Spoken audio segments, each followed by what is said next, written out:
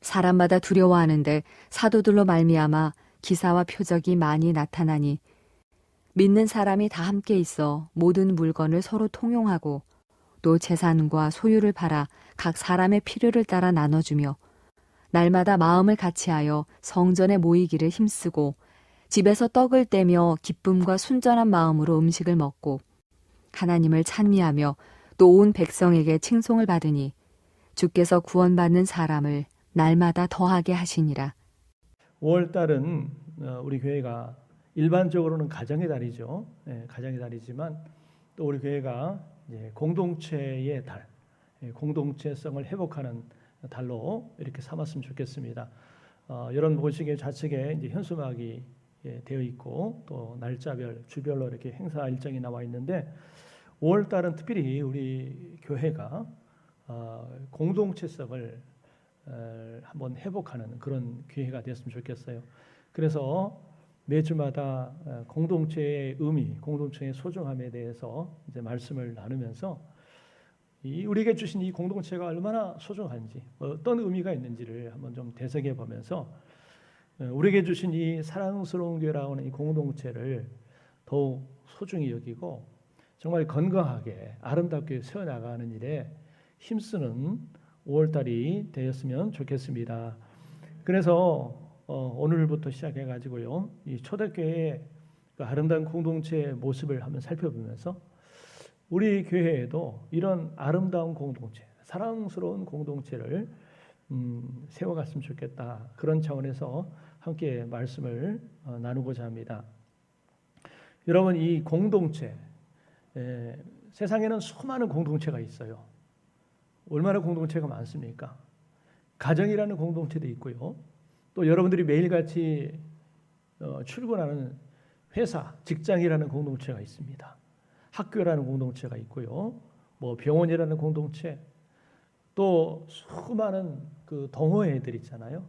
동호회들도 일종의 공동체입니다. 얼마나 많은 공동체들이 있습니까? 그 가운데 우리에게 가장 중요한 공동체가 있으니 바로 이 교회라고 하는 공동체입니다. 여러분, 교회는 공동체입니다. 그죠? 교회는 또 눈에 보이는 건물이 아니라 예수 그리스도를 구주로 믿어 하나님의 자녀가 된 사람들의 공동체가 바로 교회예요. 그래서 세상에 많은 공동체가 있지만 이 교회라고 하는 공동체처럼 귀하고 소중한 공동체는 없어요. 여러분 그렇게 믿습니까? 예. 여러분 그렇게 믿는다고 한다면 그 사람은 정말 택한 백성이에요. 그런데 안타깝게도 오늘날 이 공동체성이 많이 사라지고 있습니다. 세상이 갈수록 이기주의, 개인주의가 돼가면서 공동체성을 잃어가고 있어요. 공동체를 생각하기보다 자기를 먼저 생각하는 그런 경향이 갈수록 많아지고 있습니다. 특별히 안 믿는 사람은 말할 것도 없지만 우리 하나님의 백성들, 거룩한 성도들은 하나님 우리에게 허락하신 이 교회라고 하는 공동체를 무엇보다도 우선시 여기고 소중하게 생각하고 자랑스럽게 생각해야 되는데 그러지 못하고 이 교회라는 공동체가 제 2순위, 3순위, 저 멀리 먼 순위에 가 있는 사람들이 많아요. 참으로 안타깝게 그지가 없습니다. 여러분, 이 교회 개인의 신앙은 공동체와 더불어 성장하고 성숙합니다. 이 말은 공동체가 없는 신앙생활은 없다 그 말이에요. 공동체가 없는 신앙의 성장과 성숙은 없다라고 하는 겁니다. 공동체와 더불어 웃고 더불어 울 수 있다면 그 사람은 행복한 사람입니다. 여러분 왜 우리가 주일이면 이 공동체, 교회라고 하는 공동체 이름으로 이렇게 모이는 겁니까? 왜 모였어요? 왜 모여야 됩니까? 주님은 우리의 신앙을 홀로가 아닌 공동체 안에서 하기를 원하시기 때문에 그래요. 홀로 신앙생활이 아니라 공동체로서 여러분 신앙생활을 하기를 원하신다는 거예요. 여러분이 잘 아시는 마태복음 18장 20절 말씀, 자 한번 읽어봅시다. 같이 읽습니다. 시작. 두세 사람이 내 이름으로 모인 곳에는 나도 그들 중에 있느니라. 아멘. 아주 중요한 말씀이에요. 주님이 어디 계셔요? 주님이 어디에 함께 계시다고 그랬어요? 두세 사람이 내 이름으로 모인 곳에 나도 그들 중에 있느니라. 혼자가 아니에요. 홀로가 아닌 여러분 이 두세 사람이 함께 모인 곳에 주님이 함께 하시겠다라고 하는 겁니다. 두세 사람이 모인 곳이 뭐냐면 공동체예요. 공동체. 여러분 교회가 이렇게 예수 믿는 사람들이 이렇게 모여서 모인 공동체 아닙니까? 이런 모인 공동체 안에 주님이 함께 하신다라고 하는 겁니다. 신앙의 여정 가운데 있어서 쉽게 간과하는 것 중, 지나치는 것 중에 하나가 바로 공동체입니다. 공동체는 옵션이 아닙니다. 선택이 아니라 필수예요. 필수. 때문에 신앙이 좋은 공동체를 만나는 것은 진정한 복된 일이에요. 물론 세상에 건강한 온전한 공동체는 없어요. 완벽한 공동체는 없습니다. 왜? 여러분 완벽하지 못한 죄인들이 모인 공동체가 바로 교회 아닙니까? 그러다 보니까 서로 흠이 많고 부족함이 많은 그런 사람들이 모인 것이 공동체다 보니까 서로 안에 서로의 관계 속에서 의도하지 않게 서로 상처를 주고받을 수가 있습니다. 어떤 공동체의 구성원 때문에 멤버 때문에 마음이 힘들 수도 있습니다. 어려울 수도 있어요. 그러나 신앙이라고 하는 것은 나보다 신앙이 좋은 이들을 통해서만 성숙하는 것이 아니라 나보다 못한 이들을 통해서도 배우고 여러분 신앙이 성숙할 수 있다는 사실을 우리는 꼭 기억해야 돼요. 여러분 사람은 사회적인 존재, 관계적인 존재잖아요. 홀로 살 수 없다는 거예요. 사람과 사람이 더불어서 서로 관계를 맺으면서 사는 게 이 세상 아니겠습니까? 관계가 깊으면 삶이 풍성합니다. 신앙이 깊어진다는 것은 하나님과의 관계 뿐만 아니라 이웃과의 관계가 풍성해지는 것을 의미합니다. 신앙생활이라는 것은 곧 관계예요. 그래서 하나님과의 관계, 이웃과의 관계를 얼마만큼 잘하느냐, 이것이 신앙생활의 아주 중요한 요소입니다.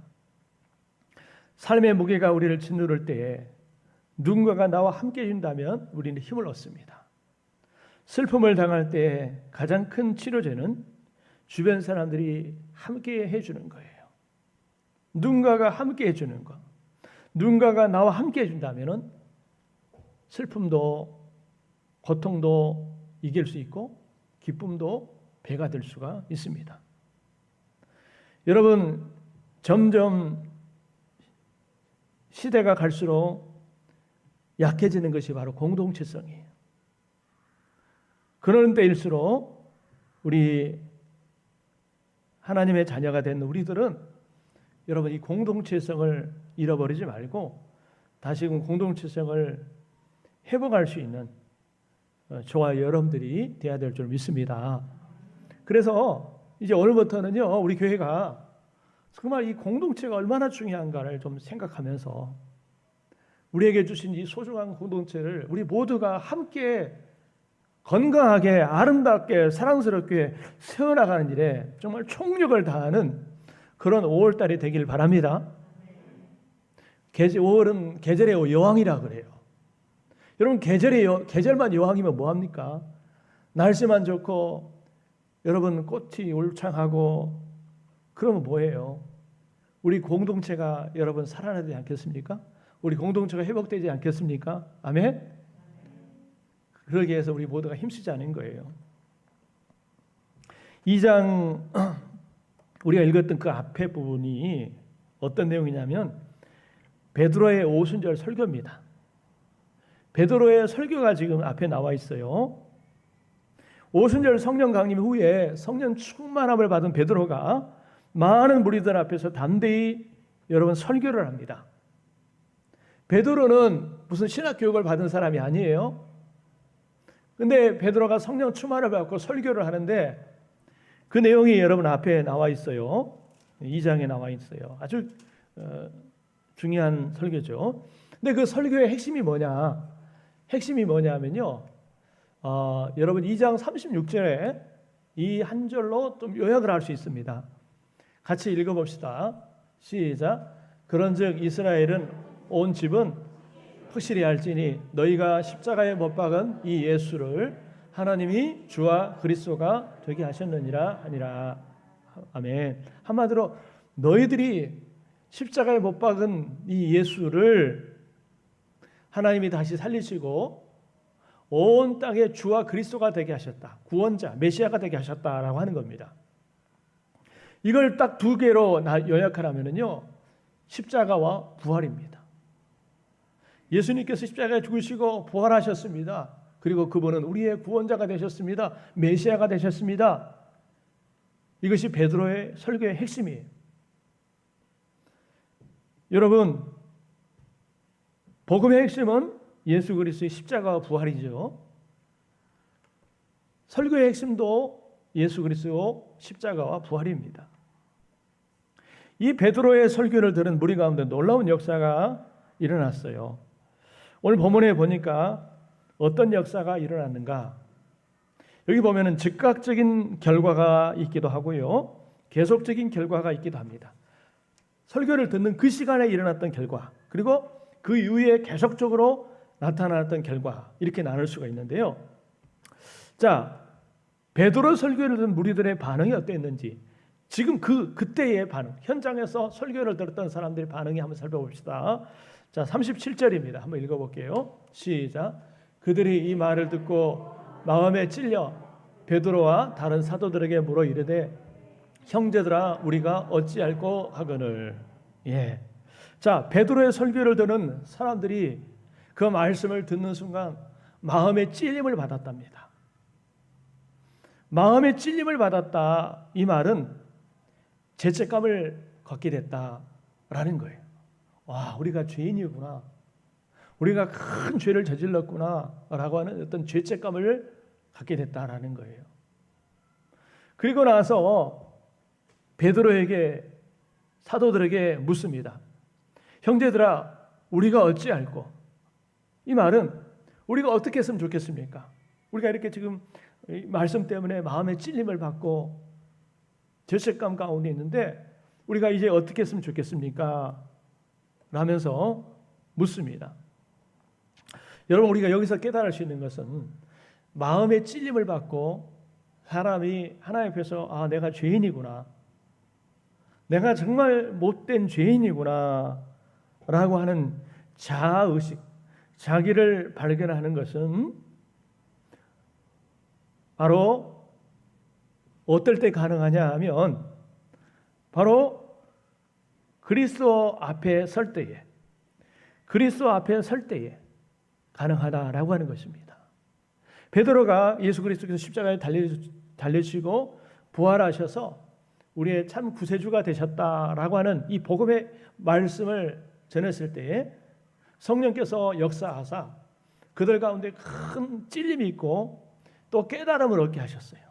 아, 우리가 십자가 못 박혔던 그 그리스도가, 예수가 하나님의 아들이었구나, 그리스도였구나, 그분이 메시아였구나, 이거를 발견하게 되는 겁니다. 깨닫게 되는 것입니다. 그러면서 아, 내가 그 예수님을 십자가에 못 박았구나, 내가 죄인이구나 하면서 예수님 앞에 섰을 때, 예수님이 그리스도임을 깨닫게 됐을 때 바로 비로소 내가 죄인임을 깨닫게 되었다는 거예요. 여러분, 우리가 언제 하나님 앞에서 죄인임을, 우리가 연약한 자임을 깨닫게 되느냐 하면 바로 그리스도 앞에 섰을 때, 그리스도와 직면할 때에 나 자신이 어떤 존재인가를 깨닫게 되는 겁니다. 누가복음 5장에 보면은 여러분, 베드로를 찾아오시는 그 예수님이 나와요. 베드로는 어부 아닙니까? 늘 바닷가에서 고기를 잡아서 생계를 이어갔던 그 전문가예요. 어부, 물고기 잡는 일의 전문가예요. 하루는 바닷가에 가가지고 밤이 맞도록 그물을 던졌지만 한 마리도 잡지 못해요. 한 마리를 잡지 못해요.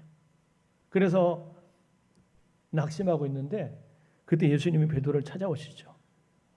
그때 뭐라고 하셨어요? 깊은 데로 가서 그물을 던져라. 깊은 데로 가서 그물을 던져라. 여러분 베드로가 안 해봤겠습니까? 베드로가 바다에 대해서 또 고기 잡는 방법에 대해서 예수님보다 더 모르겠습니까? 훨씬 더 전문가죠. 더 많이 알죠. 그런데 베드로가 밤이 맞도록 수고했었지만 아무것도 얻지 못했습니다. 그러나 주의 말씀에 의지하여 내가 닻을 내리겠습니다. 그물을 내리겠습니다. 해가지고 깊은 돌에 가서 말씀에 의지하여서 그물을 내렸더니 엄청난 2배 채우고도 정말 부족할 정도로 많은 물고기들이 잡히게 되었다라고 기록이 되어 있습니다. 그때 베드로가 뭐라고 하는지 아십니까? 베드로가 이렇게 얘기합니다. 주여 나를 떠나소서 나는 죄인입니다. 주여 나를 떠나소서 나는 죄인입니다 라고 고백을 해요. 뭘 의미합니까? 예수님이 단순한 인간이 아니라 하나님의 아들이구나 메시아구나 라고 하는 것을 깨닫고 그분 앞에 서는 순간, 그 앞에 대면하는 순간, 아 내가 죄인이었구나, 내가 죄인이구나 하는 것을 발견하는 거예요. 그래서 그 앞에 무릎을 꿇습니다. 여러분 지식으로 깨닫는 것이 아닙니다. 경험으로 깨닫는 것이 아니에요. 우리가 예수 그리스도가 우리의 구세주시요 하나님의 아들이시라고 하는 것을 깨닫고 그 앞에 나아갈 때, 그 앞에 섰을 때에 내가 어떤 존재인가를 바로 깨달을 수가 있어요. 거울 앞에 설 때 내 자신의 모습을 볼 수 있는 것처럼 예수님 앞에 섰을 때에 우리 자신의 본 모습이 얼마나 죄인인가를 깨달을 수가 있습니다. 그렇다면 무리들이 죄책감에 사로잡혀가지고 베드로와 사도들에게 형제들아 우리가 어찌할꼬 라고 했을 때 베드로가 뭐라고 대답했어요? 여러분 38절에 있습니다. 히터를 꺼도 될 것 같아요. 자 38절에 있습니다. 시작. 베드로가 이르되 너희가 회개하여 각각 예수 그리스도의 이름으로 세례를 받고 죄 사함을 받으라. 그리하면 성령의 선물을 받으리라. 너무나 중요한 복음의 말씀이죠. 너희들이 정말 이제 회개해야 할 게 뭐냐면은 회개하는 것이다라는 거예요. 회개를 촉구했어요. 베드로는 회개를 촉구했어요. 그리고 예수 그리스도 이름으로 세례를 받으라라고 말했어요. 자, 회개와 세례. 여러분 회개가 뭐예요?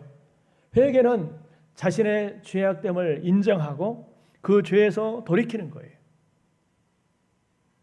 그 죄에서 여러분 돌이켜서 하나님께로 나오는 것이 회개입니다. 여러분 회개는 너무너무 중요해요. 회개가 없는 신앙생활 없습니다. 내가 하나님 앞에서 잘못 살고 있는데 잘못된 길을 가고 있는데 계속적으로 그런 삶을 살고 있고 그런 길을 걸어가고 있으면서도 돌이키지 못한다면 그건 바른 신앙생활이라 할 수가 없어요. 회개는 신앙생활의 가장 핵심적인 겁니다. 회개가 없는 여러분 변화가 없어요. 회개가 없는 신앙생활 없습니다. 그래서 여러분 성경의 메시지 가운데 정말 중요한 것이 회개하라는 거예요. 오늘날 많은 사람들이 강단에서 회개하십시오 그러면 싫어합니다. 부담스러워요. 내가 뭘 회개해야 될까? 내가 뭔 잘못을 해서 회개해야 되느냐라고 생각하지만 여러분 우리가 내 자신을 볼 때는 회개할 거리를 찾지 못합니다. 죄인임을 알지 못해요. 그러나 우리가 하나님 앞에 섰을 때 정말 주님 앞에 섰을 때 말씀 앞에 섰을 때에 내 자신의 본 모습을 깨닫게 돼요. 내가 얼마나 더러운 존재인가? 내가 얼마나 허물 많은 존재인가? 내가 얼마나 엉터리인가? 이걸 보게 돼요. 그 순간 우리에게 회개가 필요합니다. 뿐만 아니라 세례를 받으라라고 그랬어요.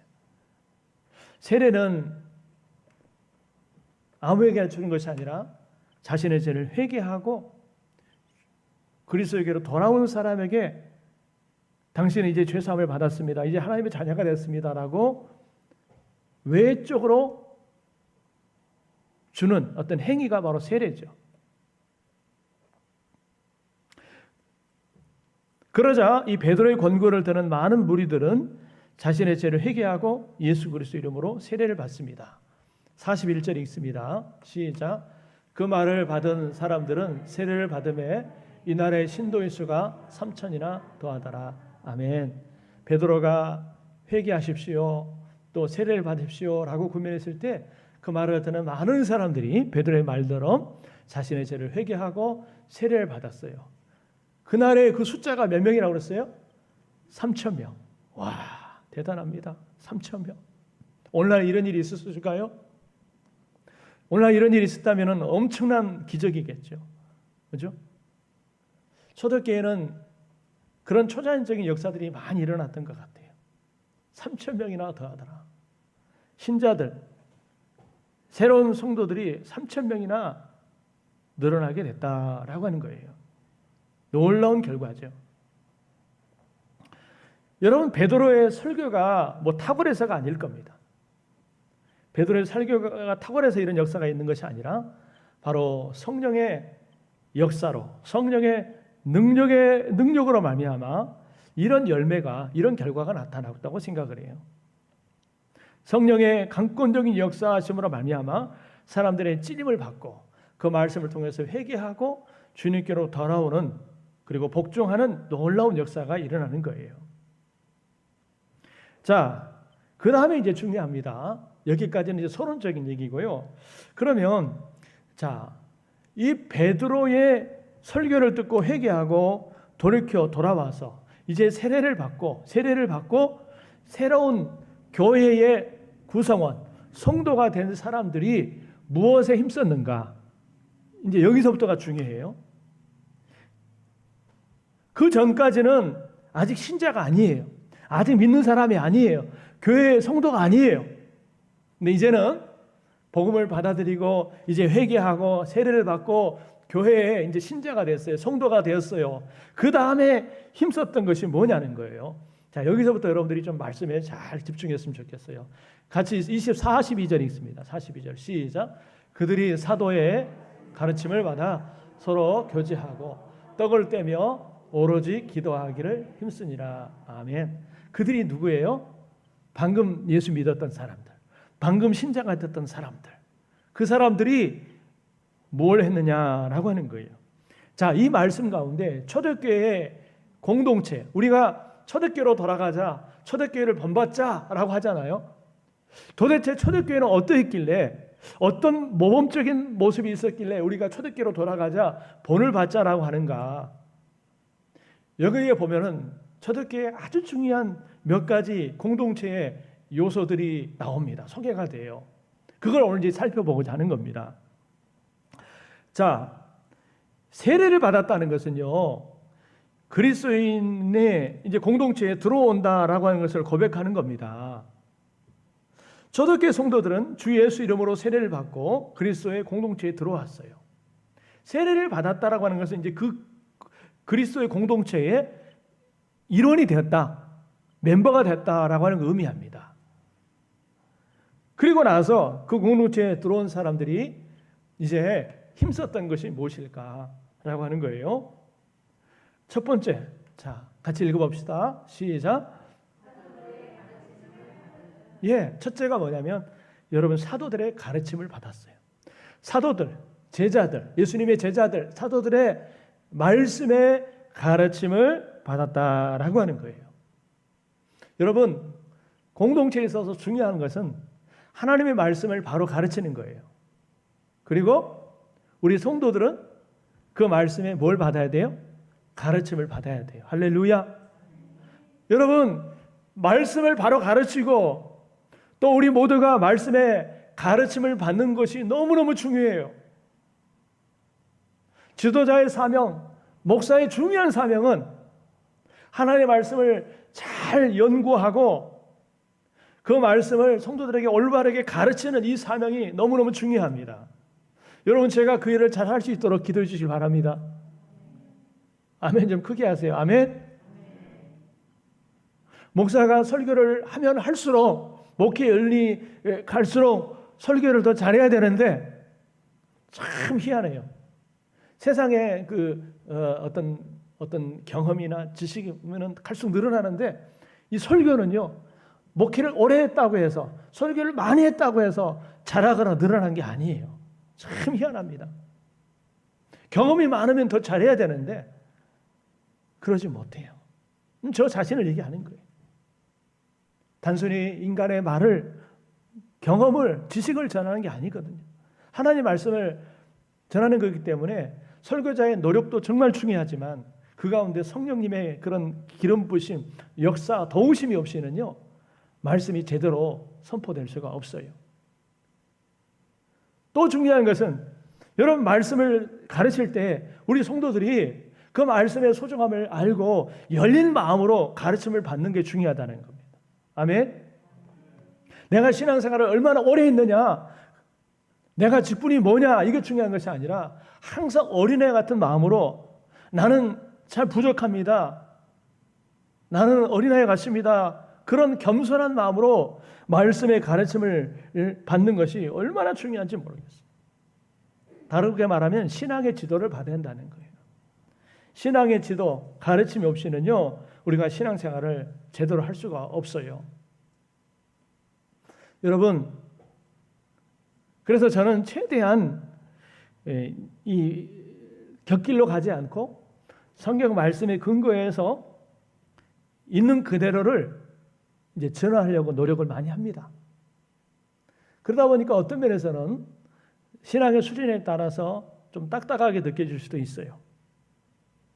그러나 중요한 것은 여러분들이 어떠한 마음으로 말씀을 받느냐에 따라서 각자에게 주어지는 은혜가 다를 줄 믿습니다. 할렐루야. 같은 말씀이라도 어떤 마음밭으로 받느냐에 따라서 맺는 열매가 다 다르는 거예요. 어떤 사람은 열매를 풍성히 맺는 사람인가 하면 어떤 사람은 열매를 전혀 맺지 못하는 사람이 있어요. 그래서 말씀을 가르치는 사람에게도 중요한 책임이 있지만 말씀을 받아들이는 나에게도 정말 중요한 책임이 있다라는 사실을 여러분 기억하시면서 여러분 말씀의 가르침을 열린 마음으로 적극적으로 받으시는 우리 모두가 되기를 바랍니다. 할렐루야. 설교라는 것도 일종의 말씀의 가르침입니다.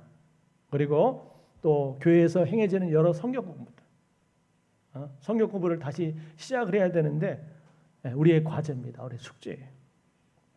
두 번째가 뭐예요? 한번 읽어봅시다. 시작. 친교의 힘씀. 이 친교라는 것은 단순한 세상적인 그런 사교가 아니라 영적인 사귐입니다. 영적인 사귐이에요. 그들은 공동체 안에서 친교에 온 힘을 다했습니다. 여러분, 우리 주의 이름으로 세례를 받고 그 교회 공동체의 성도가 된 우리 성도들이 정말 힘써야 할 것 중에 하나가 바로 친교입니다. 친교. 영적인 사귐이에요. 여러분, 오늘날 교회가 예배의 회복은 강조하지만 친교는 등한시하는 경향들이 있어요. 그런데 여러분, 이 친교도 너무너무 중요합니다. 친교. 우리 교회는, 우리 공동체는 여러분 친교의 회복에 힘을 써야 돼요.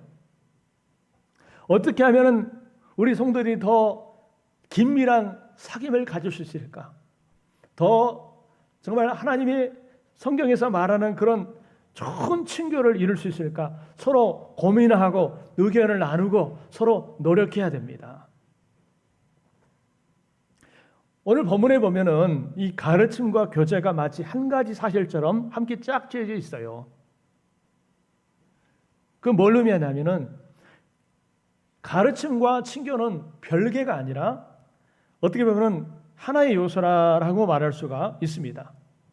그러니까 우리 교회라고 하는 공동체 안에서 성도들의 친교, 사귐이라고 하는 것은 뭘 의미하냐면 우리가 일반적으로 세상에서 어떤 모임에서 서로 친교하잖아요. 동창끼리, 친구끼리, 동호회에서 회사 직원들끼리 서로 이렇게 친교하잖아요. 사귀잖아요. 그랬을 때 그 사귐의 특징이 뭐예요? 그 사귐에서 나오는 그런 이야기들, 대화의 주제들이 뭐예요? 대부분 여러분 그런 세상적인 그런 이야기들 아닙니까? 그렇죠? 어떤 맛집에 갔더니 맛있는 음식을 먹었더라. TV 드라마에서 누가 어떻게 어땠다더라. 뭐 정치 이야기, 또 아파트 값이 올랐다더라. 누가 무슨 차를 샀다더라. 누구 자식이 뭐 어디 대학에 들어갔다더라. 로또 복권을 샀는데 당첨됐다더라. 뭐 그런 이야기 아닙니까? 물론 우리가 사람이 살아가면서 그런 이야기도 일상적인 게도 필요합니다. 필요해요. 그러나 적어도 우리 성도들의 친교에 있어서 대화의 주제는 그런 것이 주가 돼서는 안 돼요. 그런 것도 필요하지만 그것이 주가 되면 안 된다는 거예요. 오늘 이 가르침과 교제가 한 짝처럼 돼 있다라고 하는 것은 뭐냐면 성도들이 교회 안에서 교제를 나누고 친교를 나눌 때 그 친교와 교제의 주제가 핵심이 뭐냐면은 가르침을 받았던 말씀이 주제가 된다, 중심이 된다라고 하는 겁니다. 아멘. 여러분들이 예를 들어서 성도들 간에 몇 명 모였다 합시다. 구역을 모였다 합시다. 아니면 성도들 간에 모였다 하십시다. 그 모임 속에서 이런 얘기들이 주고갈 거 아닙니까? 그러면 그런 이야기들의 대부분이 뭐예요? 어떤 이야기입니까? 그저 안 믿는 사람들에게 했던 세상에 시시콜콜한 그런 이야기들 뿐입니까? 그래서는 안 된다 그 말이에요. 오늘 초대교회 성도들의 친교 속에서 보여졌던 그 본처럼 사도들로부터 가르침을 받았던 그 가르침, 즉 말씀이 중심이 되어서 그 말씀의 은혜를 함께 나누고 또한 자신이 그 말씀대로 하나님 앞에 기도했을 때 하나님이 주셨던 그 은혜, 기도의 응답들을 서로 나누고 이렇게 말씀에 근거한 그런 교제와 친교가 이루어질 때 이것이 진정한 성도의 교제요 친교라는 사실을 여러분 기억하시길 바랍니다. 할렐루야. 그래서 우리가 모여서 이야기하고 친교를 할 때 그냥 세상에 쓸데없는 그런 이야기들만 이야기를 나누면 안 돼요. 정치 이야기하면 안 됩니다. 정치 얘기하면 안 돼요. 여러분 제가 이 앞에 서서 정치 이야기하는 거 봤습니까? 정치 이야기 안 합니다. 그게 뭐가 중요합니까? 여러분 그래서 이 친교가 너무너무 중요한데 우리 성도들의 친교는 세상의 친교와 다른 친교가 돼야 돼요. 우리 서로 친교하기를 힘씁시다. 내가 먼저 친교하기 힘써야 돼. 이 친교는 선택이 아니에요. 필수예요, 필수.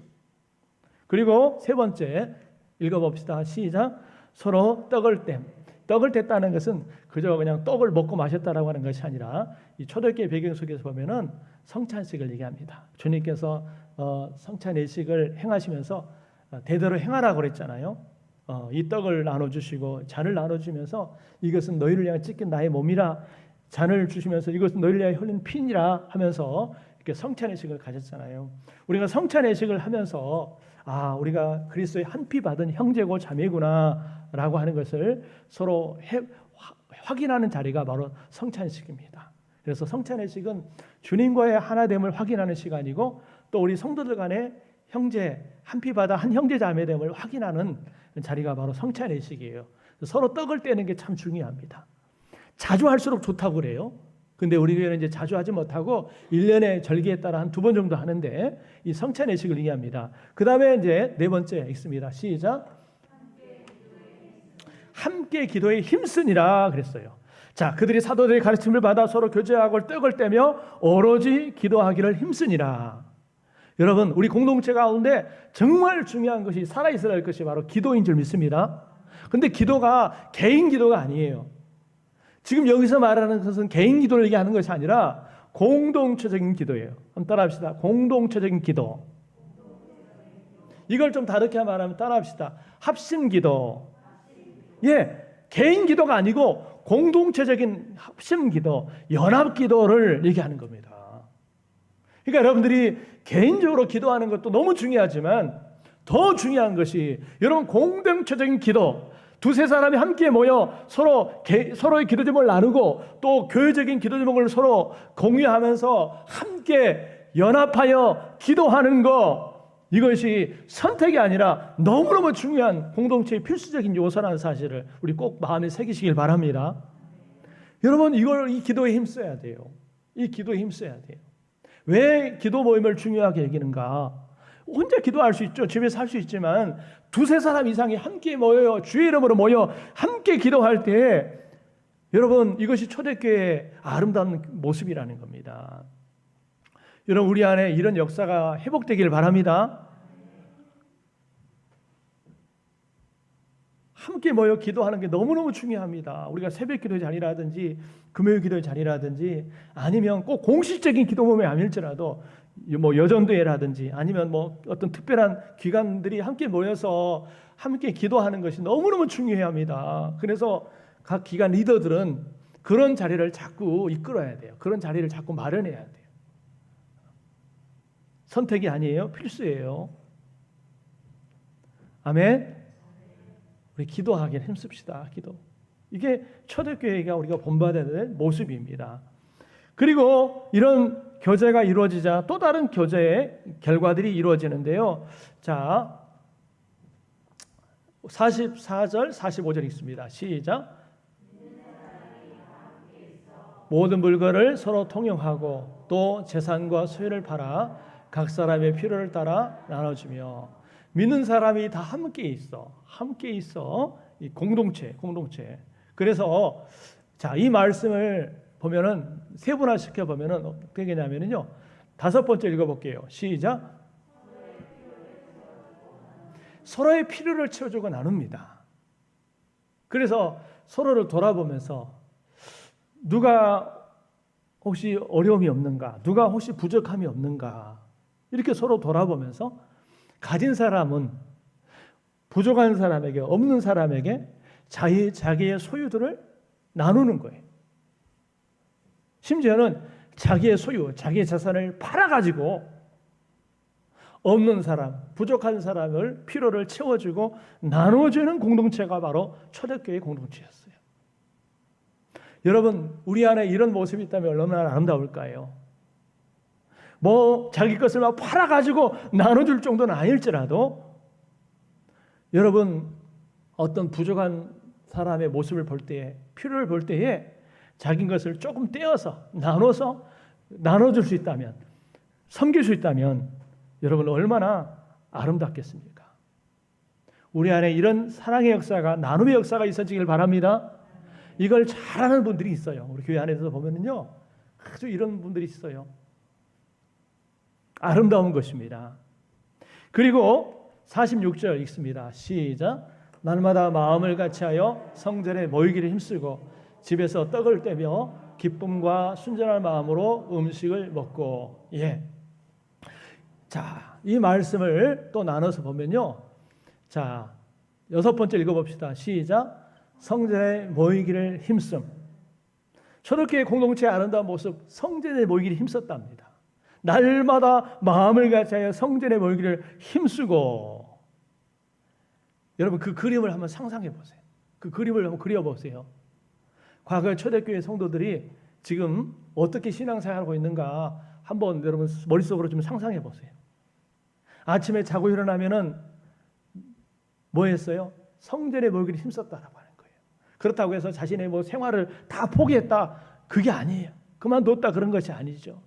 정해진 시간을 정해놓고 모였겠죠. 근데 여기 보니까 날마다 모이기를 힘썼다라고 그랬어요.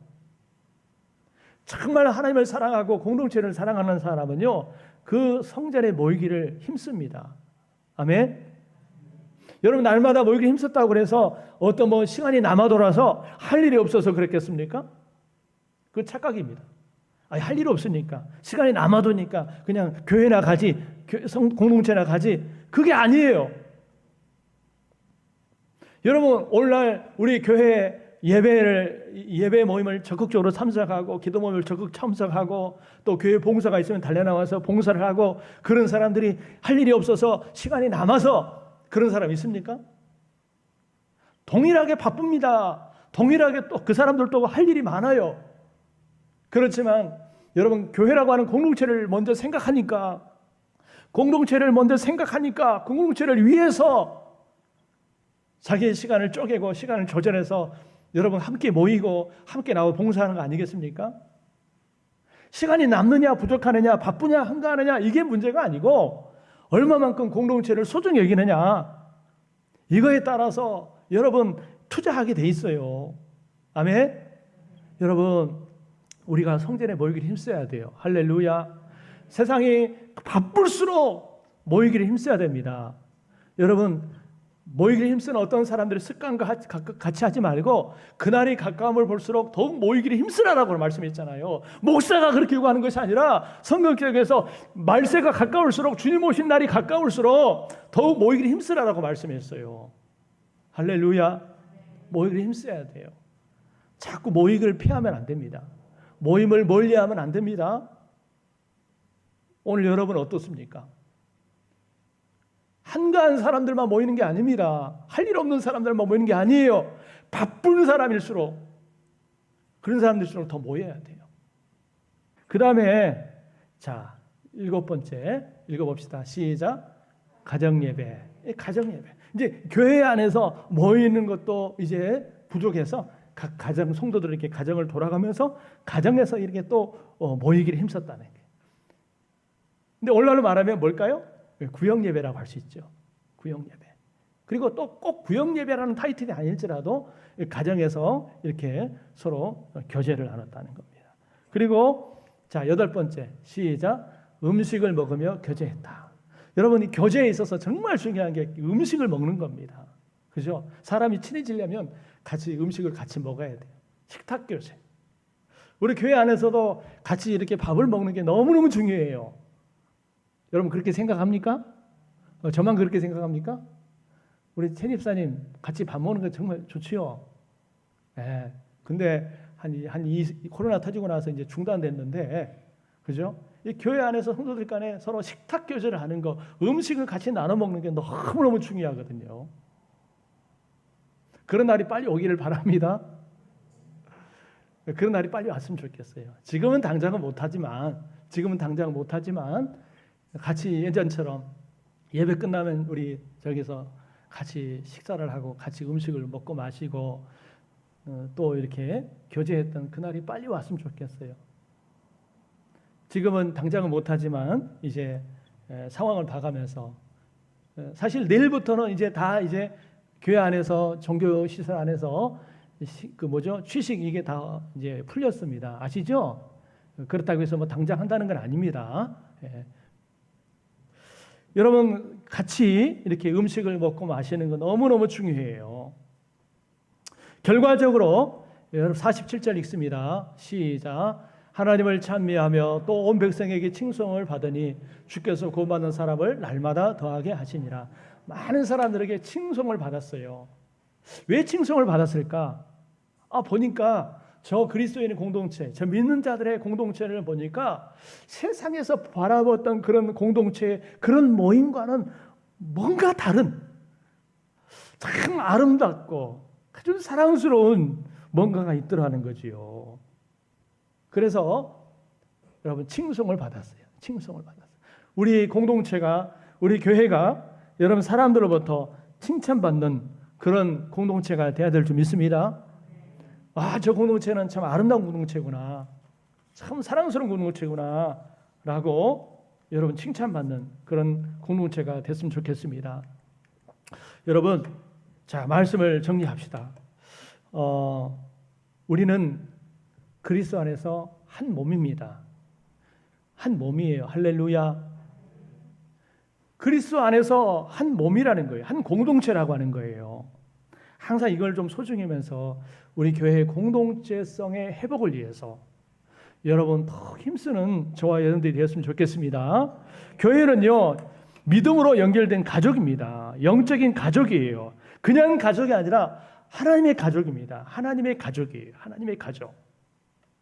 그러므로 우리가 교회에서 성도를 대할 때 남이 아닌 하나님의 가족으로 대하는 자세가 필요합니다.